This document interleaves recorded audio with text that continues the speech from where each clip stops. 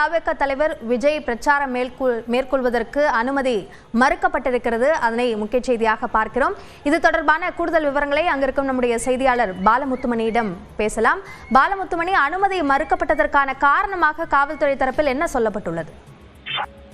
நிச்சயமாக, அதாவது தமிழக வெற்றி கழகத்தின் தலைவர் தற்பொழுது திருச்சியில் மக்கள் சந்திப்பு பிரச்சாரம் மேற்கொண்டு வரும் நிலையில இதன் தொடர்ச்சியாக அடுத்த வாரம் சனிக்கிழமை, அதாவது செப்டம்பர் 20ஆம் தேதி நாகை உள்ளிட்ட 3 மாவட்டங்களில் பிரச்சாரம் மேற்கொள்வதற்கான அந்த திட்டமிடல் ஏற்கனவே திட்டமிடப்பட்டுள்ளது. அதன் அடிப்படையில அந்த இட தேர்வு செய்வதில் தற்பொழுது ஒரு மிகப்பெரிய ஒரு அனுமதி மறுப்பு என்பது அண்மை தகவலாக நாம் பார்த்து வருகிறோம். அதாவது போலீசார் தரப்பில் தாவேக்காவினர் கோரிய இடம் மறுக்கப்பட்டு தற்பொழுது அந்த தாவேக்காவிற்கு வழங்கப்பட்டுள்ள அனுமதியானது மறுக்கப்பட்டுள்ளது. அதனை அண்மை செய்தியாக நாம் பார்த்து வருகிறோம். அதாவது நாகப்பட்டினம் அவரித்திடலில் தாவேக்காவினர் இந்த பிரச்சார பயணம் மேற்கொள்வதற்கான அந்த இடம் அனுமதி கோரிய நிலையில ஏற்கனவே திமுக தரப்பில் அங்கு கூட்டம் நடத்துவதற்காக முன்பதிவு செய்ததனால் அந்த இடம் மறுக்கப்பட்டுள்ளது.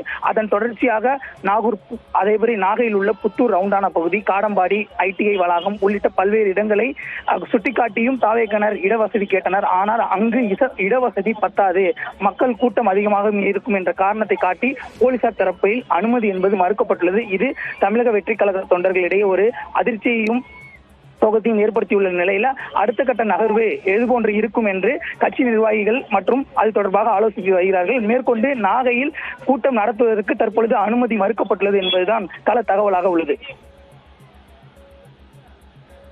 விரிவான விவரங்களுக்கு நன்றி பாலமுத்துமணி. தொடர்ந்து திரு பிரியன், திருச்சியில் ஏற்பட்டிருக்க இந்த போக்குவரத்து சிக்கல்கள், இந்த அளவிற்கு மக்கள் கூடுவது, இது அடுத்தடுத்த ஊர்களில் இவருக்கான அனுமதி கிடைக்கப்பெறுவதிலையும் சிக்கலை ஏற்படுத்தும் நினைக்கிறீங்களா?